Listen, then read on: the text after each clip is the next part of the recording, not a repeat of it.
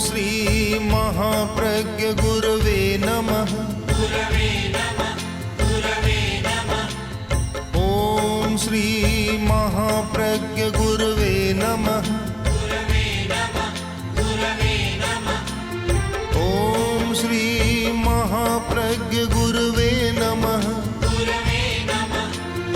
ओम श्री महाप्रज्ञ गुरवे नमः। ओम श्री महाप्रज्ञ गुरवे नमः। मनुष्य का शरीर लंबा चौड़ा है।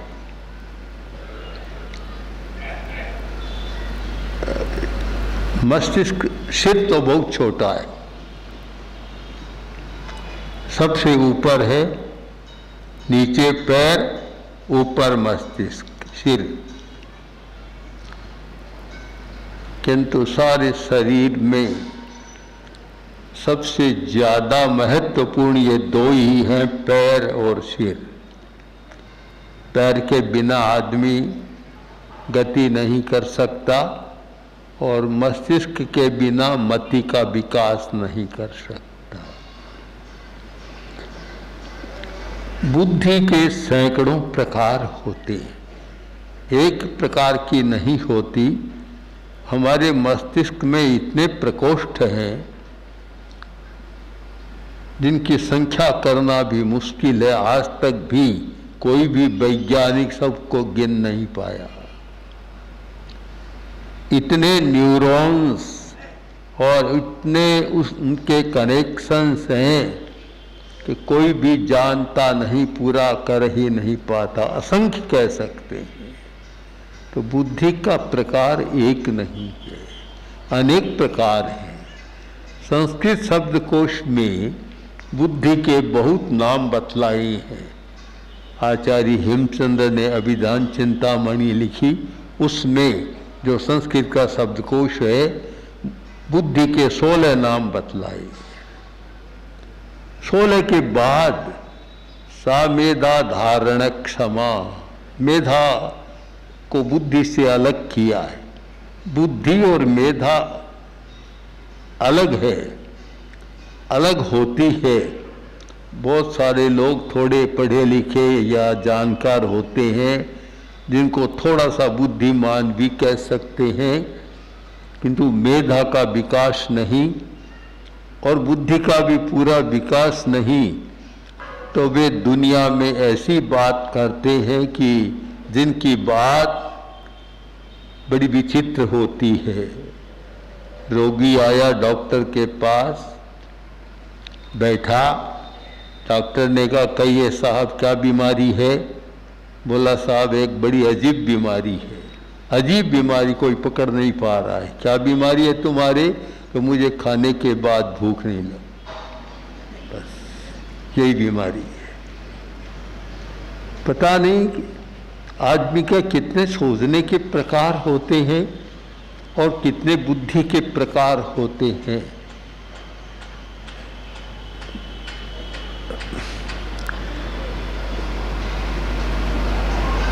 मनीषा एक अलग है, मेधा एक अलग है।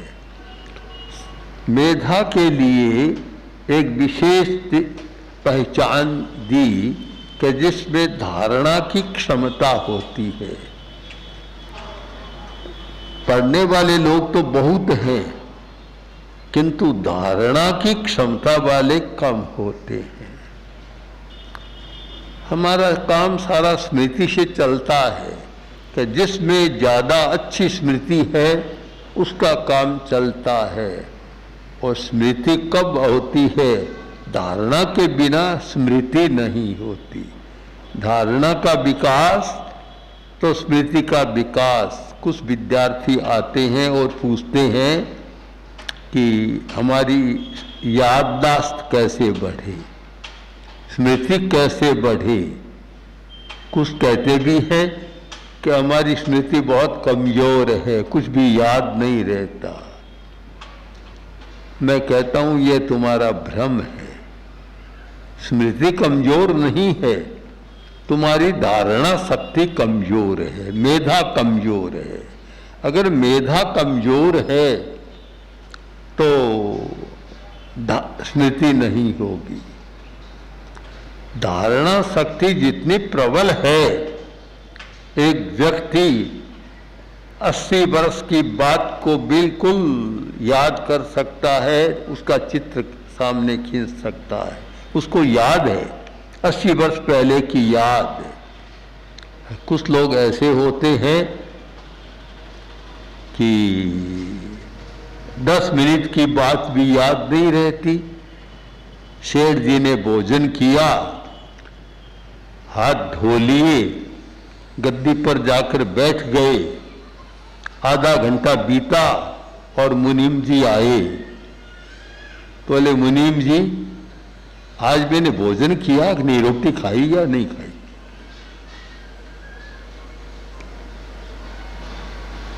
आधा घंटा की बात भी याद नहीं रहती, और तो क्या अपने रोटी खाई या नहीं यह भी याद नहीं रहता। ये काम मैंने किया या नहीं किया याद नहीं रहता।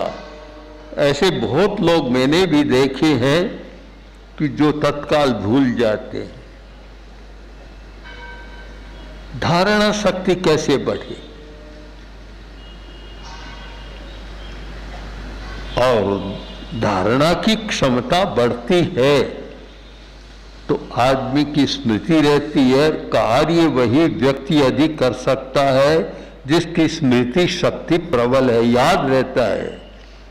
बहुत सारे लोग ऐसे हैं जिनको देखा है कि बार बार पुस्तकें देखने की जरूरत नहीं, एक बार पढ़ लिया और वह अपना हो गया। अनेक लोगों को देखा कि बड़े विचित्र होते हैं। जैन परंपरा में एक अवधान विद्या विकसित रही। अवधान आजकल भी हमारे मुनि भी करते हैं, साधु साध्वियां करते हैं, कुछ गृहस्थ भी करते हैं, किंतु जो प्राचीन विद्या थी वह अवधान की विचित्र विद्या थी।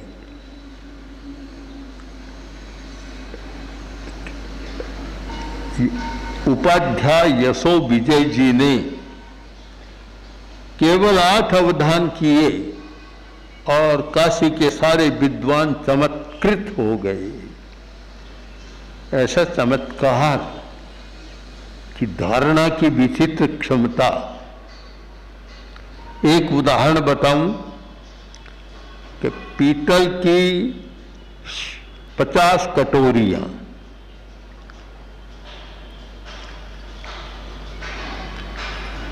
अब एक अवधान का एक प्रकार कि स्मृति का धारणा करने की क्षमता का विकास, धारणा कर ले। 50 हाथ में डंडा लिया और बजाना शुरू कर दिया और 50 कटोरियों को डंडे से बजाया, आवाज आ गई। ये तो समाप्त हुआ काम। अब प्रश्नकार के लिए अवकाश है कि अवधान का परीक्षण करें, धारणा का परीक्षण करें। एक व्यक्ति खड़ा हुआ और फिर उसने डंडा बजाया। बोलो किस कटोरी की आवाज? उपाध्याय जी ने कहा 10वीं कटोरी की आवाज। कोई खड़ा हुआ, डंडा बजाया कि ये 40वीं कटोरी की आवाज। यानी 50 कटोरियां जो बजाई गई, डंडे बजाए गए, उन सारी आवाजों का धारण कर लिया और जैसे पूछते गए बताते चले गए। शायद आज तो कोई दुर्लभ है इतनी धारणा कर सके कि इस प्रकार की आवाज को भी धारण कर सके। तो मेधा बहुत बड़ी शक्ति है, धारणा क्षमा धारण करने की शक्ति। मेधावी कहते तो हैं, पढ़े लिखे जो पढ़े लिखे हैं, जिनके पास डिग्रियां हैं और वे आज मेधावी बन जाते हैं, मेधावी की कोटि में आ जाते हैं। किंतु मेधावी बनने के लिए और बहुत विकास करने की जरूरत है। तो मेधावी कोई कब हो सकता है? जो व्यक्ति धारणा का विकास करता है वास्तव में वह मेधावी होता है, और वह ऐसा होता है। ऐसे लोगों को देखा, एक बार पुस्तक का पन्ना पढ़ा, 10 वर्ष बाद पूछ लो, बता पूरा पन्ना बता देगा कि उसमें क्या था।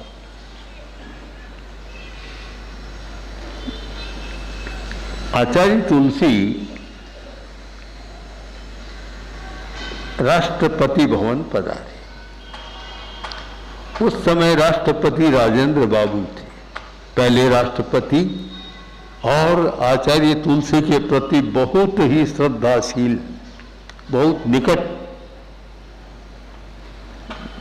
हम सब लोग बैठे थे, चर्चा हो रही थी, तो आचार्य वर ने कहा, देखिए राष्ट्रपति जी, हम केवल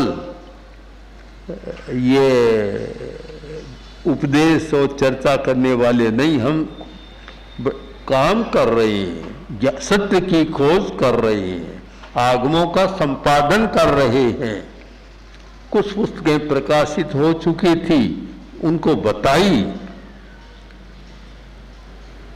तो राष्ट्रपति बोले, आचार्य जी आप तो कहते हम यात्रा कर रहे हैं, ये काम कैसे किया?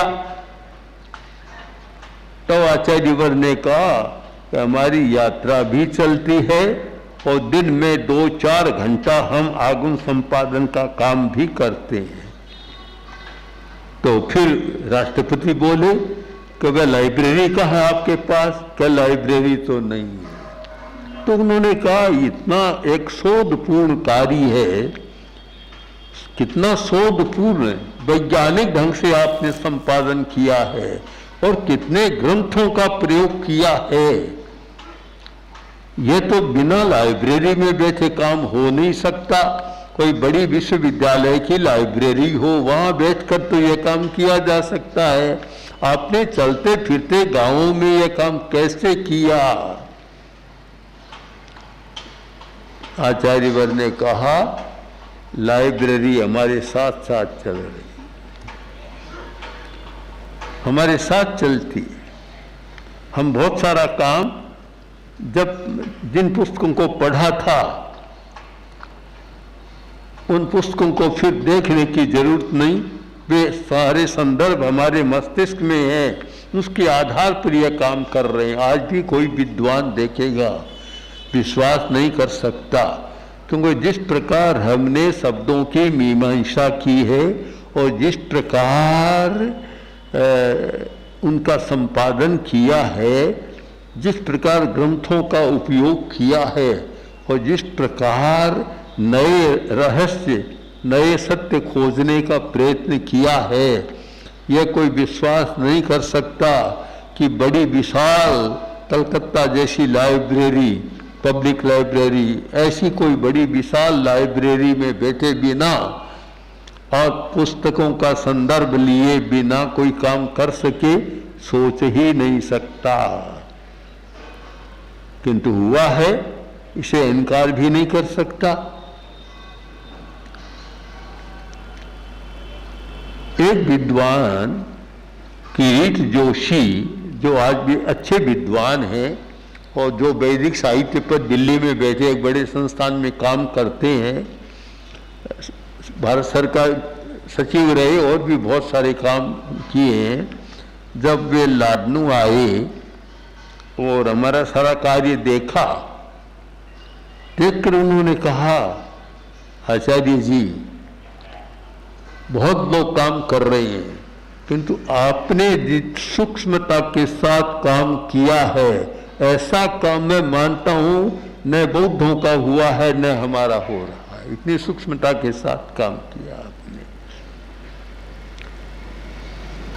यह कब संभव है कि हमारी धारणा की क्षमता बढ़े? धारणा, हम धारणा का विकास करें।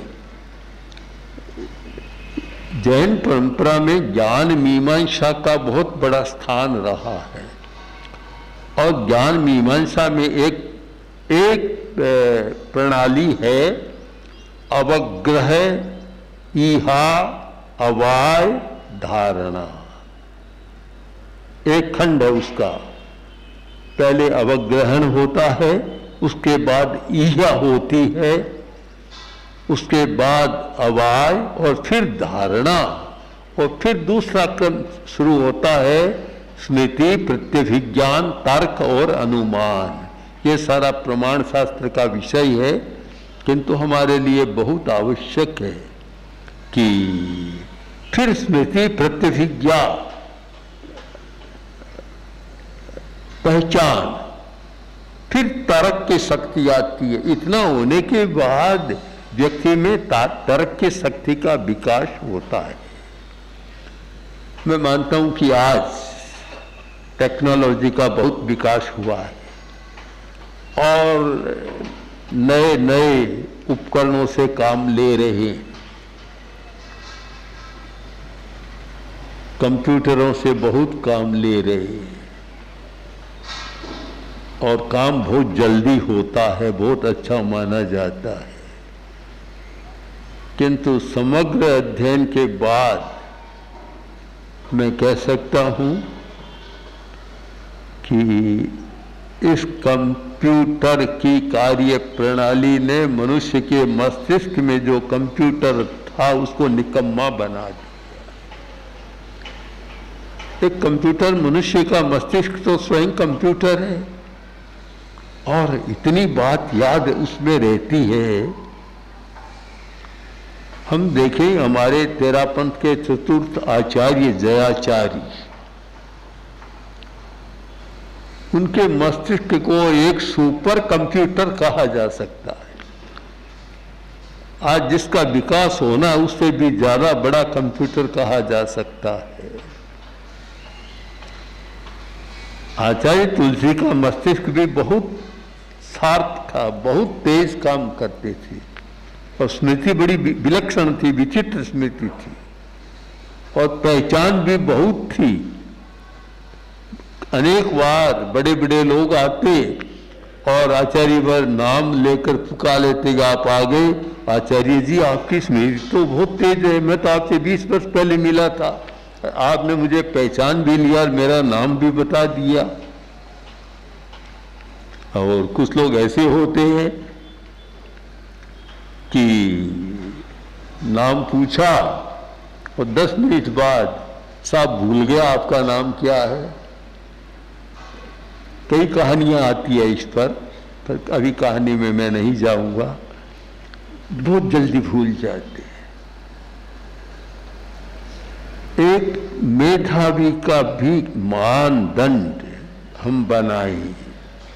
एक तो है विद्यालयों का, कॉलेजों का मानदंड है, अंकों का मानदंड है कि किसने कितने अंक प्राप्त किए हैं। अंकों के आधार पर हम मेधावी का परिकलन करते हैं। और एक मेधावी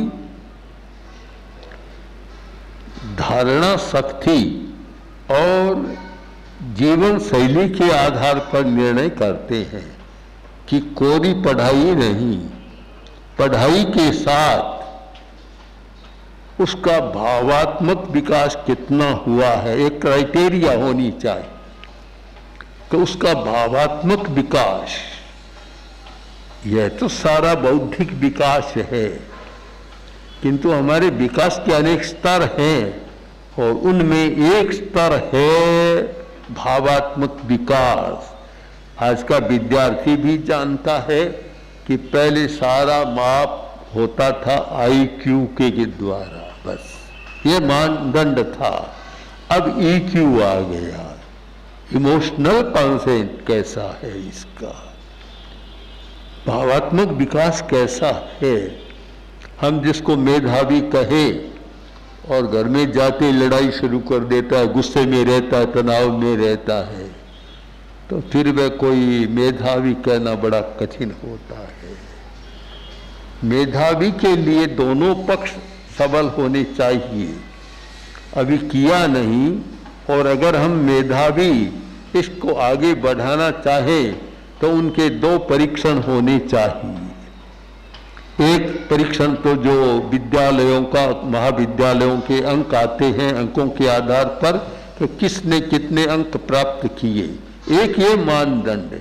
दूसरा हमारा मानदंड होना चाहिए कि किस व्यक्ति ने पूरे वर्ष में कितनी बार गुस्सा किया, कितनी बार मूड बिगड़ा, कितनी बार अपशब्द बोला, कटु व्यवहार किया। ये एक मानदंड होना चाहिए। ये भावात्मक विकास, इमोशनल डेवलपमेंट, इसके बिना अच्छा आदमी नहीं बनता। बहुत सारी कंपनियों में भी आजकल जिसको रखते हैं तो उसका EQ देखते हैं। अब SQ आ गया, स्पिरिचुअल कॉन्सेप्ट, वह और आ गया, EQ देखते हैं। ऐसा एक मैनेजर बना दिया, न तो वह अपने मालिक के साथ अच्छा व्यवहार करता और न अपने साथ रहने वाले नीचे नौकरों के, कर्मचारियों के साथ अच्छा व्यवहार करता, तो महीने 2 महीने में छुट्टी हो जाती। उसका व्यवहार कितना बदलना चाहिए। जो मेधावी हो और जो इस क्षेत्र में काम करे, उसका व्यवहार कितना बदलना चाहिए। उसमें सहन करने की क्षमता और दूसरों को साथ लेकर चलने की क्षमता बहुत बड़ी बात है। दूसरों को साथ में लेकर चलने की क्षमता। हमारे धर्म संघ में आचार्य का बड़ा महत्व होता है, सर्वोपरि महत्व है, किंतु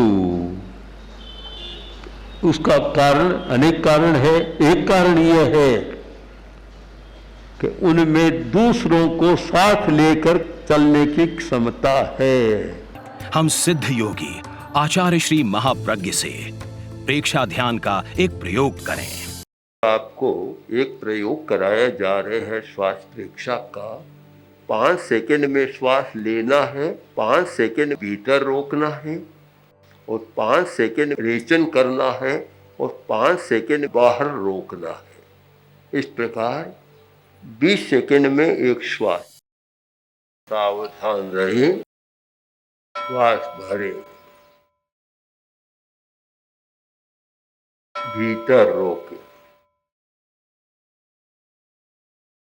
रेचन करे,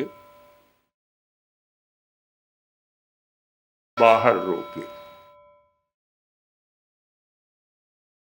श्वास भरे, भीतर रोके, रेचन करे, बाहर रोके, श्वास भरे,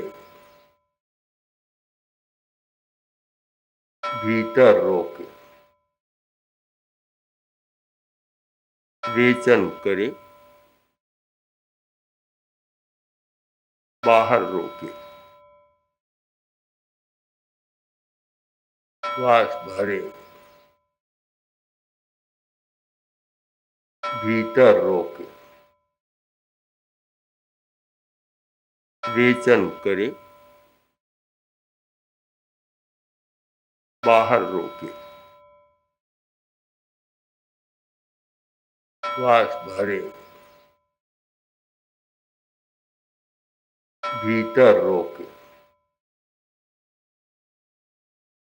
रेचन करे,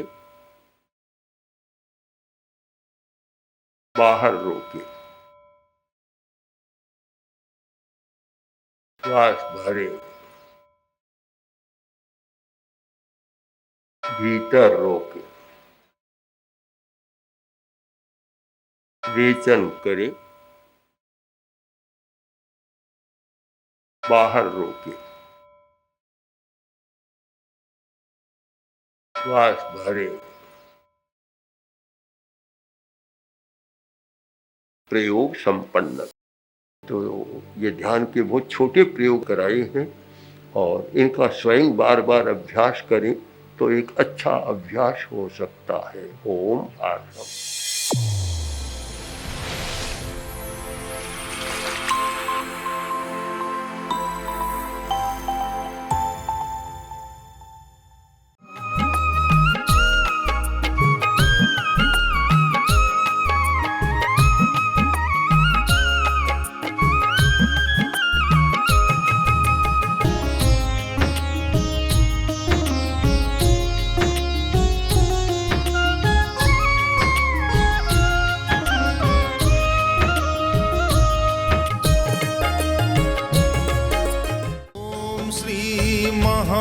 महाप्रज्ञ गुरवे